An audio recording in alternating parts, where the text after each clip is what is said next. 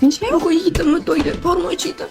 Rostdan yigitingiz to'ylari ketasizmi? Chiroyli qilib qo'ying, kim yo'qotgan bo'lsa.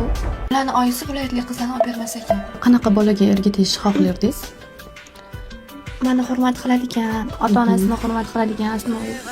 Agar sizni taqdiringiz shunaqa yaxshi inson bilan bo'lsa, ichmaydigan, chakmaydigan, sizni hurmat qiladigan inson bilan bo'lsa-da, lekin bu yaxshi ko'rgan yigitingiz unaqa odam bo'lmasa-chi? Aslida har bitta qizni qilgan duosi, niyati aslida ijobat bo'lgan bo'ladi-da, lekin bu qanaqa yo'l bilan kelishini biz boshida bilmaymiz-da. Shu insonni sizni hayotingizdan chiqarib tashlab, sizga yaxshirog'ini Alloh tayinlab qo'ygan bo'lsa-chi? Hali to'yingiz bo'lmasidan xiyonat qilgan, urgan deyapsiz. Tasavvur qilyapsizmi? Bu qanchalik og'ir narsa. Ertaga turmushga chiqqaningizdan keyin hozir u yigit qiz bo'lib yurganingiz uchun bilinmagan. Bu narsa juda ham qattiq tegadi. Men o'zim o'qiyman psixologiyada.